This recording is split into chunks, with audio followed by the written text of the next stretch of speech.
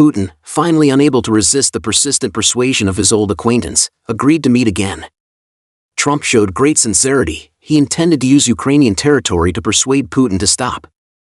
The location of their meeting is quite interesting, surprisingly chosen in Alaska, a former Russian territory.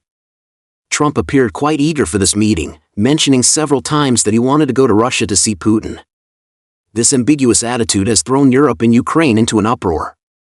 Zelensky and senior officials from various European countries have interacted frequently within a few days.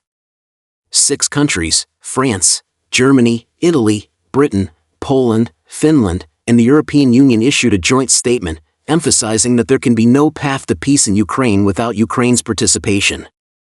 Zelensky also stated firmly that he would not seek a ceasefire by giving up territory. It is evident that Europe and Ukraine are truly panicked, as Trump has repeatedly expressed his desire for Russia and Ukraine to engage in territorial exchanges, and this time it is highly likely that he means business. So, can Ukraine and Europe change Trump's mind? Is there a possibility that this meeting between the two Putins will reach some kind of agreement and become a turning point for a Russia-Ukraine ceasefire? On August 12 local time, White House Press Secretary Leavitt announced that Trump and Putin will hold a one-on-one talk at Joint Base Elmendorf-Richardson in Anchorage, Alaska. Trump's choice of Alaska as the meeting venue clearly carries certain implications. Before the 19th century, Alaska was still a territory of the Russian Empire.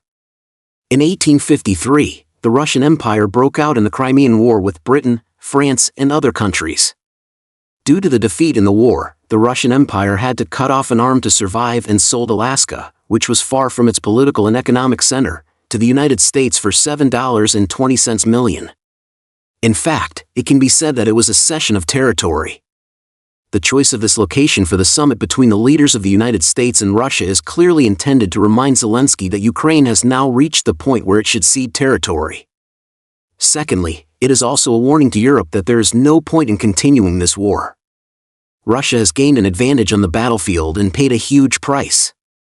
Even if NATO enters the fray and pushes Russia into a desperate situation, just as it once sold land to survive, it can now similarly choose to sell land to gain support and continue fighting against Europe. After all, Russia's strategic focus has always been on Europe, and this is absolutely non-negotiable. In addition, this meeting is, in effect, equivalent to Putin visiting the United States, which paves the way for Trump's next visit to Russia, indicating that U.S. Russia relations will tend to ease.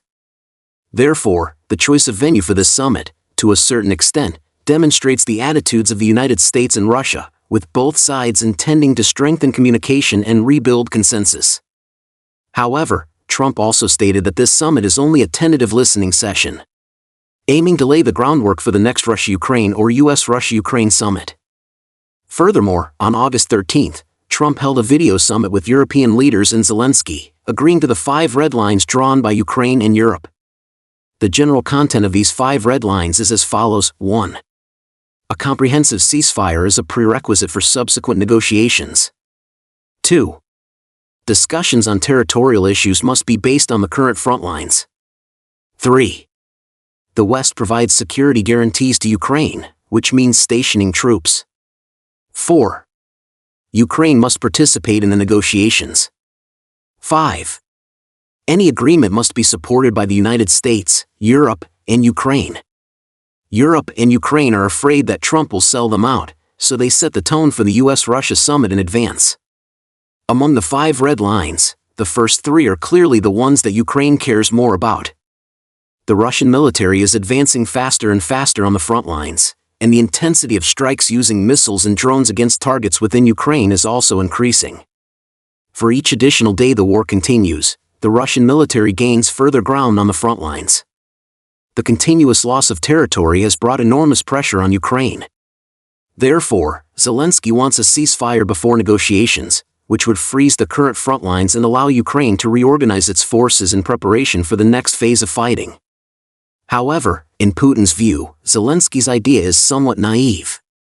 With the Russian military holding the advantage on the front lines, it will certainly continue its offensive and not give the Ukrainian military a chance to catch its breath. Currently, Russian forces control almost the entire Luhansk region and 70% of the Donetsk region. These two oblasts are part of what Trump referred to as territorial exchanges. The specific proposal is as follows. The Ukrainian military withdraws from the entire Donetsk and Luhansk regions, transferring control of these areas to Russia. A ceasefire is implemented on the front lines in Kherson and Zaporizhia, with Russia retaining control over the territories it has already occupied, including the Zaporizhia nuclear power plant. Additionally, Russia is required to return parts of the occupied territories in Kharkiv and Sumy regions to Ukraine. Yet Zelensky disagrees with this plan. He has repeatedly emphasized that the Ukrainian military will not abandon the Luhansk and Donetsk regions. Under such circumstances, the Russian military will certainly not agree to a ceasefire before negotiations. Furthermore, Zelensky has proposed that Russia must accept binding Western security guarantees for Ukraine, meaning European troops would be stationed in Ukraine, another point that Russia cannot accept. It should be noted that the conflict broke out initially because Ukraine wanted to join NATO. Now, after such a long war, if NATO troops were to enter Ukraine and confront Russian forces, then Russia would have fought for so long in vain. Therefore, if the U.S. Russia summit is held according to the tone set by Europe and Ukraine, it will basically be difficult to reach a consensus. All along, Russia's demands have been that the 4 eastern Ukrainian regions permanently join Russia and be recognized by Ukraine, Europe, and the United States. At the same time, it also requires recognition that Crimea is part of Russia, and that Ukraine will never join NATO. Even if Putin is willing to make some concessions, it will at most be the aforementioned territorial exchange plan. There is even a possibility that Putin does not want to make concessions at all.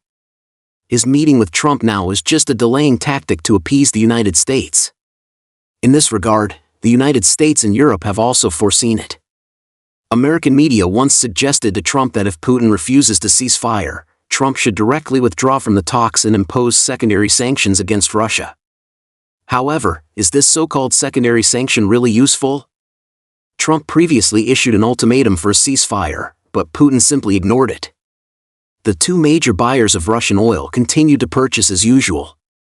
In fact, the United States currently does not have the ability to have trade disputes with both China and India at the same time. Therefore, Trump's thinking has changed. He did not continue to put pressure on Putin, but instead proposed the suggestion of territorial exchange. For Trump, he hopes that Russia and Ukraine will cease fire as soon as possible. On one hand, the United States has already signed a mineral resources agreement with Ukraine. Once the Russia-Ukraine war ceases, Ukraine will need to start post-war reconstruction. Enterprises under Trump's name can participate in this process, and mineral development projects can also be launched, all of which are profitable ventures. Trump himself could even win the Nobel Peace Prize for this, achieving both fame and fortune. Additionally, after U.S. Russia relations are restored, the 2 sides can carry out cooperation within a certain scope to strategically contain China, creating a situation where one move achieves multiple gains. If the war does not stop, the United States may have to continue providing weapons to Ukraine.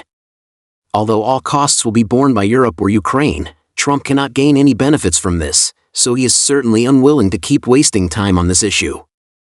What's more, Ukraine is suffering successive defeats on the battlefield with basically no chance of a comeback. Not to mention, there are mysterious forces that will not allow Russia to lose. If the war continues, Ukraine will only lose more territory, and it is very likely that the United States will eventually even fail to recover its investments, an outcome Trump cannot accept. Therefore, he is now single-mindedly eager to withdraw from the situation as soon as possible. Europe and Ukraine know that they cannot handle Russia on their own, so they have to cling tightly to the United States. Yet they also fear that the U.S. will join forces with Russia to sell them out, so they put forward conditions that Russia cannot accept to disrupt the situation. To put it bluntly, the war provoked jointly by the U.S., Europe, and Ukraine was originally intended to weaken or even split Russia, but in the end, they found themselves as the ones getting hurt. Europe, in particular, is weak but fond of meddling. Now that things have gone wrong, it has no ability to clean up the mess and can only act shamelessly, trying every means to drag the U.S. into the quagmire. The problem is that the United States itself is now like a broken ship. Trump is preoccupied with making money to pay off debts every day, with no time for long-term strategic planning. Grabbing immediate benefits is the top priority. Under such circumstances, it is completely impossible for Europe and Ukraine to withdraw gracefully without any losses. Even if they sabotage this summit, they will have to find ways to continue negotiations next time. However, with each passing day, their bargaining chips will diminish.